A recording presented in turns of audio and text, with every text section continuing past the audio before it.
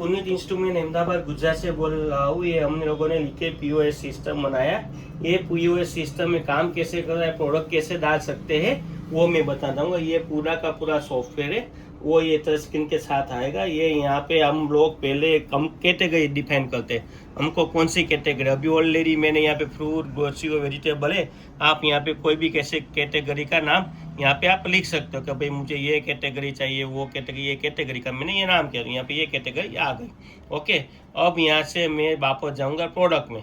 Product में मुझे कोई प्रोडक्ट ऐड करनी है तो मान लो मैंने यहाँ पे DP कोई भी एक प्रोडक्ट है वो मुझे ऐड करनी है। यहाँ पे प्लस में बटन में गया, यहाँ पे मैंने कोई प्रोडक्ट ऐड की, वहाँ पे सिर्फ कैसे कैटेगरी में कोई भी कैटेगरी सिलेक्ट की। यहाँ पे आप इमेज भी डाल सकते हो।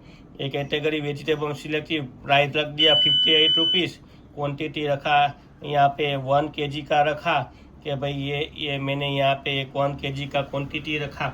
केजी वगैरह केजी में, पीसीस में कहीं पे भी रख सकते हो। और HSN को बारकोड में अपना जो भी बारकोड नंबर होता है, मान लो प्रोडक्ट का आपका, मान लो बालाजी वेपर का 1 2 3 4 5 7 जो भी बारकोड लिख सकते हो।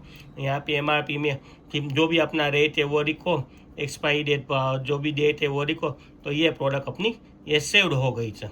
ओके, ये ऐसे पूरा का पूरा प्रोडक्ट है वो अपना यहाँ पे सेव्ड हो जाता है। ओके सर जी, नहीं ये ऐसे पूरा काम करता है ना, पूरा का पूरा यहाँ पे ये देखो ये पूरा सेव्ड हो गया। ने ऐसे प्रोडक्ट सेव कर सकते हैं, स्टॉक भी मेंटेन कर सकते हैं, कितना आया कितना गया, अभी कितना स्टॉक में है वो मेंटेन कर सकते हैं। कस्टमर का नाम किसी को क्रेडिट में देना है, ये देना है, वो भी हम कर सकते हैं। Bill is remaining rich, expenses, खर्चा जो भी अपना है, वेंडर किसके पास क्या लिया, परचेज क्या किया, परचेज रिटर्न कितना किया, वो सब इसमें मैनेज होता है। रिपोर्ट में जाएंगे तो रिपोर्ट में टोटल सेल रिपोर्ट आता है, daily cell, monthly cell, yearly, item wise detail, stock, ये सब पूरा डेट के सर आपको जो भी रिपोर्ट चाहिए आप रिपोर्ट भी प्रिंट भी कर सकते हो, PDF बना के किसी को व्हाट्सअप या मेल भी कर सकते हो। ऐसे ये पूरा का पूरा ये काम करता है। सेटिंग में जाओगे तो यहाँ पे जो ऑटो कनेक्ट ब्लूटूथ है, यहाँ पे कनेक्ट में ऑटो प्रिंटर स्कैनर रखना है।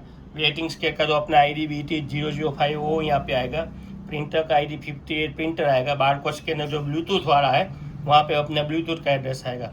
स्केल यूनिट क्या है, हेडर फुटर में चेंज करना है, प्रिंट टाइप में वो सब यहाँ से रहता है सर। ऐसे पूरा सिस्टम ये काम करता है और यहाँ से ये ऑपरेटिंग होता है। बाद में यहाँ पे देखो अपनी जो मैंने यहाँ पे कैटेगरी डाली थी आ गई।